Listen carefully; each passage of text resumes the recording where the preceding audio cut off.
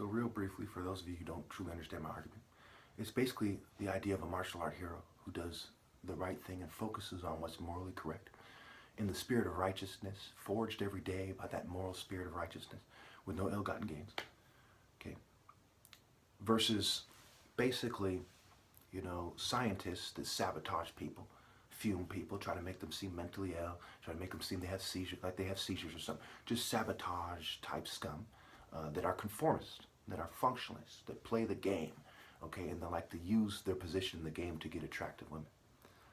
Obviously, the female that prefers Francis Galton types, and I'll put his picture at the end, okay, is either a monster or she's too stupid to have the moral insight to prefer the martial art hero.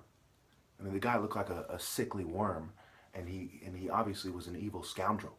It's like Palpatine versus the most handsome guy in history or something. There's really no logical comparison to the decent mind. It takes a groupie to make the wrong choice.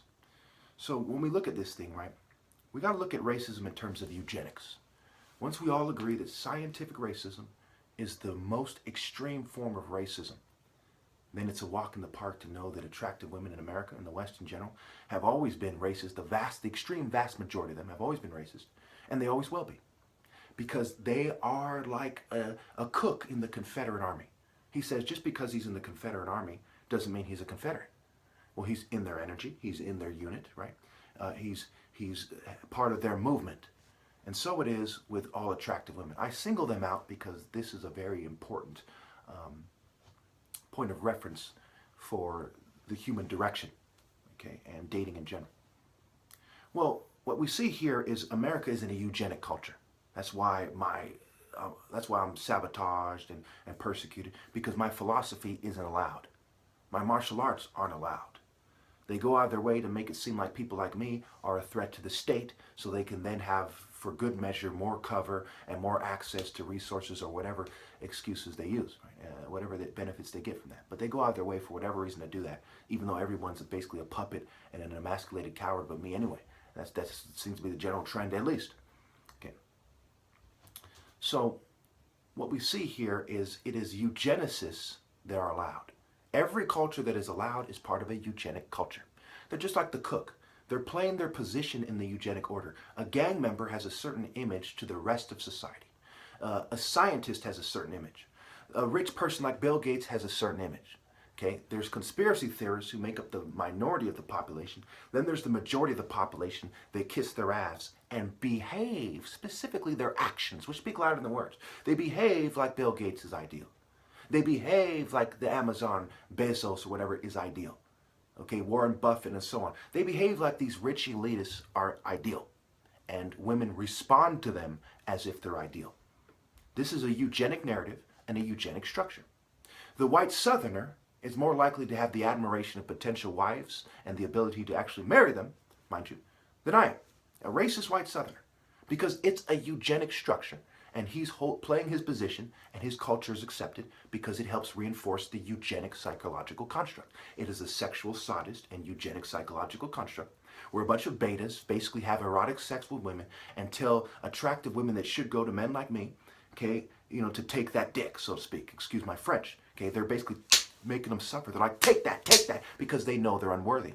It is like a pirate that has raided another ship and grabs a woman, right? He knows he's not supposed to do that.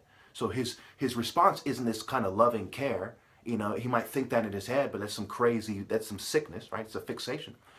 It's really the sexual sadism. He's harming them by tricking them or forcing them or coercing them to have sex. That's a form of harm, okay? Her harm, heart, and hero are connected in this way. He's not a hero. He's not a handsome natural alpha. Naturally, which is the only fair scale, mind you, he should not get that attractive woman. Naturally, the moral righteous hero conquers other people and has the insight to masterfully maneuver within nature to establish his righteous kingdom. And that's what Africa really was. That's what Egypt in the beginning represented. That's what the Igbo kings of old represented. That's what I represent, the continuity of the old righteous martial art king line. Not the cocky Viking, Jewish, or whatever else they are, British line of this world, but the true source of righteousness that comes from God through the martial art line. There's no other way to look at it and be rational. Okay? So once we remove the element of natural attraction, by default it is racist attraction. I say it again. Once we remove the element of universal morality and the resulting attractiveness as attraction, as natural attraction, it is race-based attraction. Whether they're brainwashed, and remember, most people are hardly conditioned relative to where society's going, okay? They're not conditioned enough to not know better. They do know better. There's plenty of movies and hints out there that tell them, hey, this is better. They're just, and part of that is the test to see who is going to have heart so they can screen them out. There's no way around it because the long-term direction is evil. It's pedophilia. It's the technological control. So they are racist.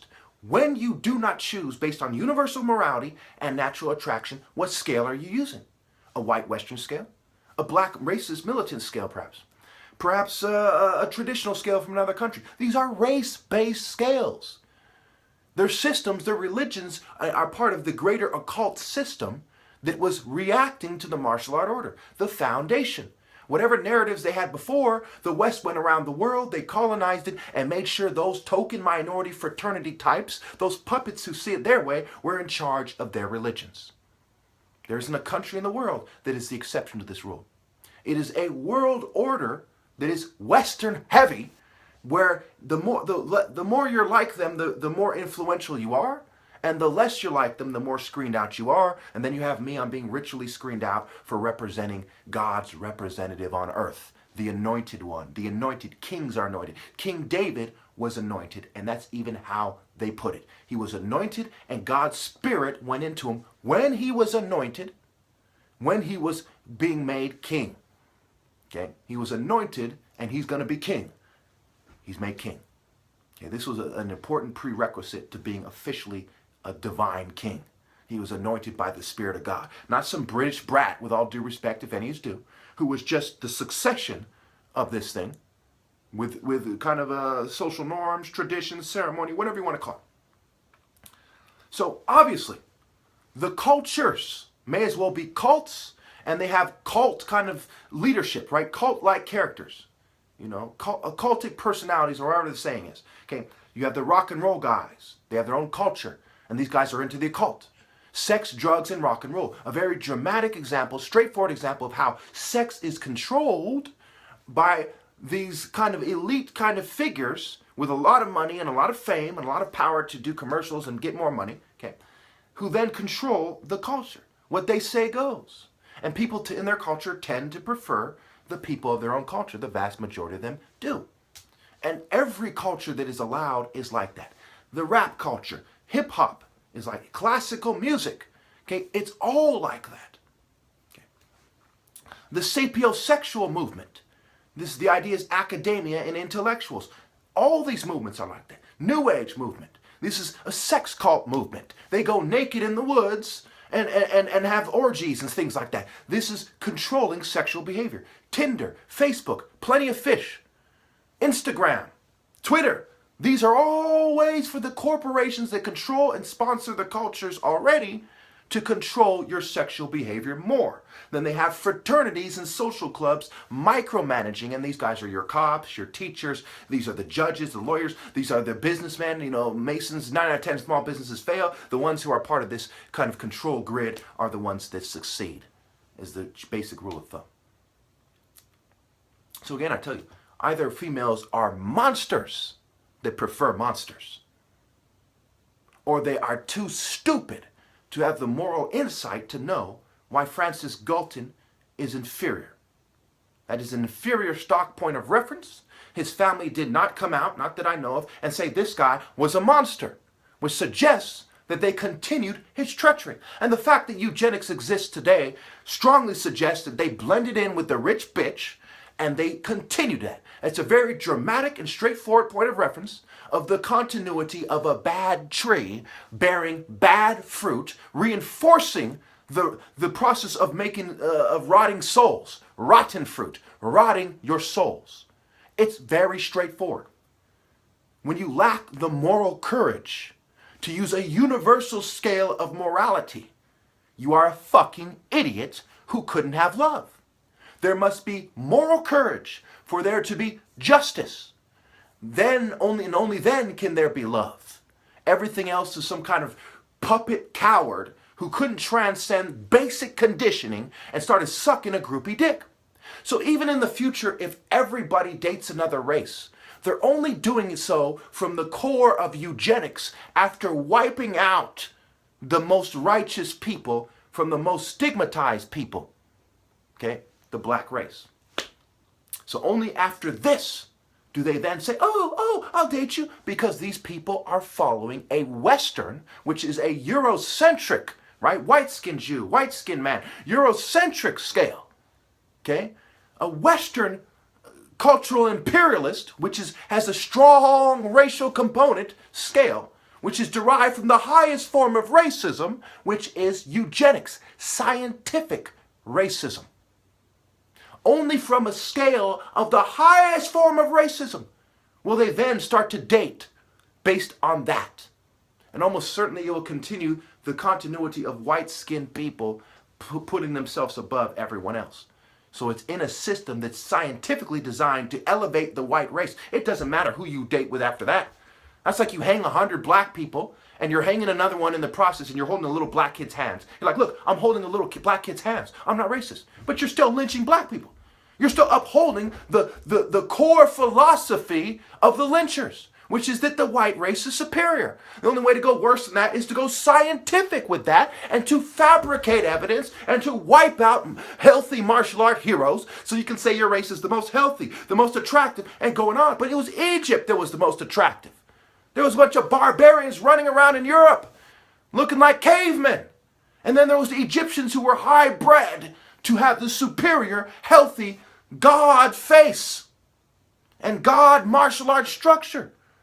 How can you then ignore the elephant in the room and even call America the new Egypt? Because you are a scientific racist, hypocrite monster who is too stupid to not be a monster. Your reproductive culture is not only racist, it is the highest form of racism. It is the most dramatic form of racism. It is eugenic. It is depopulation in a way that favors the greatest criminals that ever were, that happen to be among the white-skinned racists. Utter filth that God despises. People who, if they had a shred of sanity, wouldn't be able to sleep a wink because what they're doing is pure evil. How do you sleep? How do you sleep? Because they're insane. Because they're monsters. Only monsters can live with themselves when they do what they're doing.